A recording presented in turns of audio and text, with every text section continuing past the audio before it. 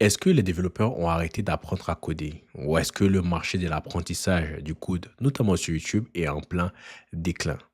Donc, c'est pas une impression personnelle que j'ai. Donc là, lorsque je partais ce week-end sur internet, c'est un constat que je vois la plupart des gens le faire et j'ai voulu, partager aussi mon avis sur ce sujet-là. Parce que pour moi, YouTube a toujours et est toujours une plateforme de référence lorsqu'il s'agit d'apprentissage, notamment au niveau du code. Parce que moi, une bonne partie de mes connaissances provient de YouTube et avec des très, très bons créateurs de contenu. Je pourrais citer pêle-mêle, Graphic Art pour le contenu en français, je citerai Brad Traversy, je citerai Maximilian Schwartzmiller, je pourrais citer même au niveau Free Code Camp, les chaînes YouTube comme Code Evolution, qui se base sur qui propose du contenu en React. Donc, c'est des chaînes YouTube que j'ai suivies, que je continue de suivre au quotidien. Très souvent, je passe sur ces chaînes pour voir ce qui se passe au niveau, l'évolution au niveau du code des choses à apprendre. Mais un constat est clair, un constat se fait, c'est que certains des créateurs de contenu qui faisaient des cours apprendre React, apprendre Vue, apprendre ainsi de suite, ne font plus ce genre de contenu-là. Et c'est pas un constat personnel que je fais, et c'est un constat qui est beaucoup plus général. Et même les créateurs de contenu en parlent. Et donc là, moi, je me pose cette question, est-ce que aujourd'hui l'IA qui est omniprésente au niveau de notre quotidien professionnel, est-ce que l'IA est-il en train de tuer cette partie-là d'apprentissage en vidéo? Et je développerai sur le sujet, ou encore est-ce que les développeurs apprennent maintenant autrement le code que sur des tutoriels vidéo? Et on va aller pas à pas. Je vais m'étaler un peu plus sur le sujet pour qu'on découvre ce que je pense sur ce sujet-là. Ceci n'est pas une opinion personnelle ou une façon de voir juste à moi. C'est franchement un constat que je dirais un peu plus général sur ce sujet-là. Et ce sujet-là a été évoqué par, Jeffrey Way, qui est une des figures emblématiques au niveau de l'écosystème Laravel. Donc si vous travaillez du Laravel PHP, vous avez sûrement entendu parler de Jeffrey Way, qui est franchement une figure que je considère comme mon mentor, qui il y a 4 mois s'était posé la question de savoir: que vont devenir les tutoriels vidéo? Qu'est-ce que la formation en vidéo va devenir avec l'avènement de l'IA? Parce qu'aujourd'hui, avec l'IA, on peut apprendre autrement qu'avec des tutoriels vidéo. Moi, j'ai posé cette question-là il y a 4 mois. Donc, c'était juste une question ouverte qu'il se posait. Cool. Parce qu'on ne connaît pas le futur, se demandait, se posait juste la question. Ensuite, il y a quelques jours, il y a un créateur de contenu, il avait partagé, il s'appelle Maximilian Schwarzmüller. Il avait partagé son avis sur X, sur Twitter, et il a partagé également une vidéo sur YouTube dont il parlait du sujet. Parce que les gens on en parlait en disant, mais on ne voit plus les types de vidéos de style apprendre React, apprendre Vue, apprendre un outil, apprendre ceci de code, où on voit une personne en train de coder. Et lui également, il en a parlé, il a parlé sur le sujet. Il a dit il y a plusieurs facteurs, notamment les vidéos plus courtes, le fait que peut-être il y a moins de personnes qui apprennent à coder aujourd'hui, ou encore le fait que les gens peuvent apprendre autrement grâce à l'IA. Donc on a un dénominateur commun qui est l'IA qui revient dans ces deux vidéos. Et on peut le constater lorsqu'on part sur des tutoriels vidéo, par exemple Brad Traversy, qui est un créateur de contenu sur YouTube très connu, qui aujourd'hui, dans ses dernières vidéos, on voit de moins en moins des vidéos qui parlent de apprendre à coder, apprendre JavaScript, apprendre ceci. On voit plus des vidéos qui touchent un peu plus à l'IA et des vidéos de type de retour d'expérience de façon personnelle. Donc ce constat, il n'est pas le mien, c'est un constat, c'est factuel.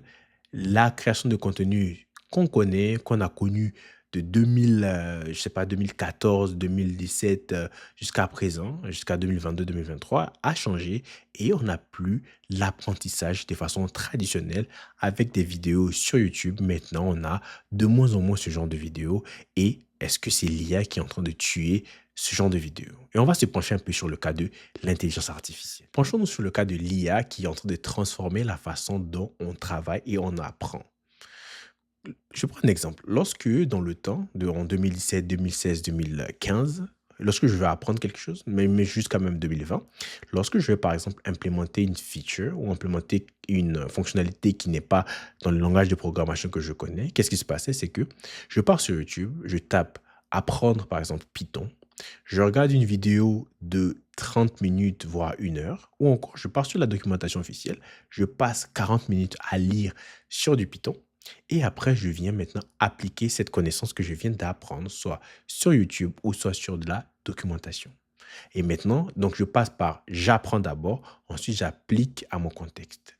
Mais aujourd'hui, avec l'IA, ce qui change, c'est que lorsque j'ai besoin d'apprendre quelque chose de façon contextuelle, qu'est-ce que je peux faire? Je pars directement voir ChatGPT. Je peux lui dire ChatGPT, voici mon use case, je vais implémenter X, Y, Z et voici comment je veux le faire. Je vais le faire en utilisant Python.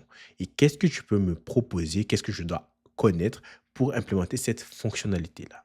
Et en quelques minutes, je peux avoir un beau résumé des connaissances que je peux avoir pour ce dont j'ai besoin.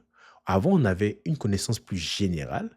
Je ne dis pas que c'est mauvais ou pas, mais c'est juste le constat. Avant, on avait une connaissance plus générale, donc je vais passer 2, 3, 4 heures avant de revenir dans mon contexte. Et aujourd'hui, je pars directement dans mon contexte grâce à l'IA qui filtre les différentes informations qui ne sont pas jugées essentielles pour mon use case. Mais au-delà, aujourd'hui, avec l'IA, je peux directement même sauter l'étape d'apprentissage en allant directement dans l'étape d'application. Je peux dire à l'IA, génère-moi le code en Python de mon cas. Ce qui était différent avant, avant où je devais apprendre, connaître et venir appliquer contextuellement à ce que je veux. Aujourd'hui, je peux dire à l'IA, je veux apprendre les connaissances de mon use case ou encore génère-moi du code par rapport à mon use case. Et en se basant sur ce fait que l'IA est en train de transformer cette façon d'apprendre et cette façon d'appliquer cette connaissance, aujourd'hui, utiliser l'IA pour travailler ou pour apprendre va beaucoup plus vite que utiliser des tutoriels traditionnels où je pouvais passer 2, 3, 4 heures voire pour apprendre une technologie ou mettre en place cette technologie.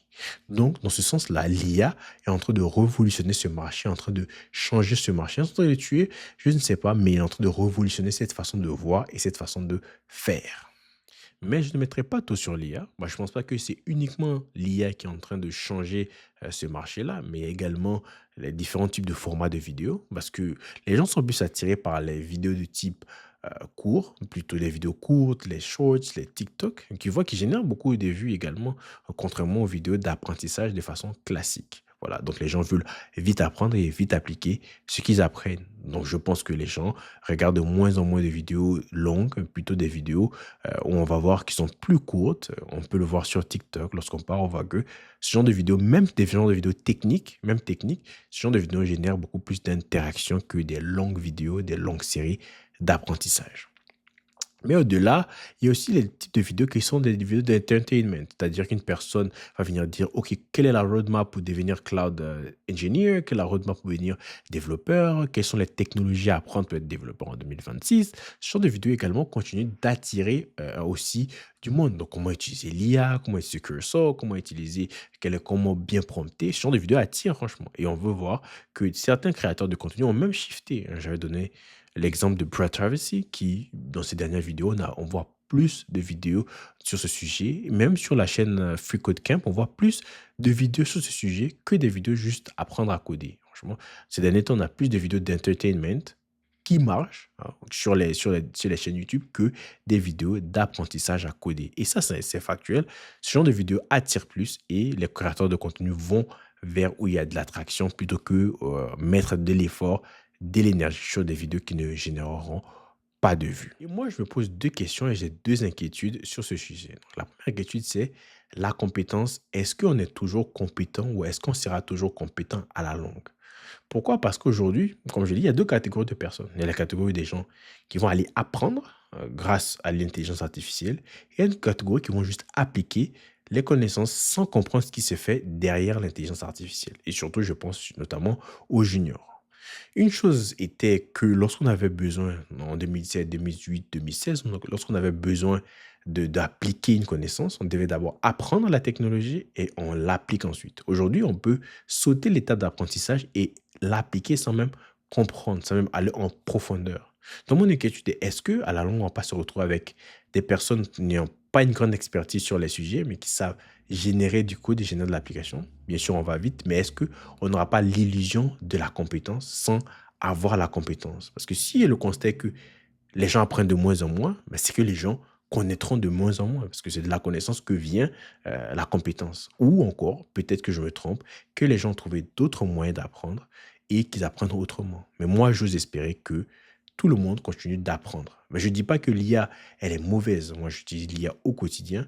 Mais moi, ma sonnette d'alarme, c'est juste qu'il ne faudrait pas qu'on arrête de connaître et de comprendre les différents sujets malgré le fait qu'on utilise l'IA pour générer du code.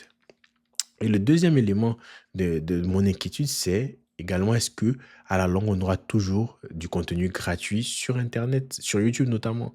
Parce que moi, je me rappelle avoir appris une grande partie de mes connaissances sur YouTube, mais je me pose la question, est-ce que ce genre de contenu sera toujours là, pertinent, présent dans les années à venir? Étant donné que les grands créateurs de contenu ne vont plus mettre peut-être de l'énergie sur ce genre de contenu, et là, je suis très content qu'il y en ait encore qui mettent de l'énergie, mais si des créateurs de contenu à 1 million d'abonnés ne mettent plus beaucoup d'énergie sur les vidéos de coding, donc ces vidéos ne seront de moins en moins publiées, donc on aura de moins en moins de contenu gratuit sur YouTube, ou là où nous on a profité, ou moi j'ai profité de ce genre de contenu pour bâtir une grande partie de mes connaissances. Donc là, c'est moi mon inquiétude.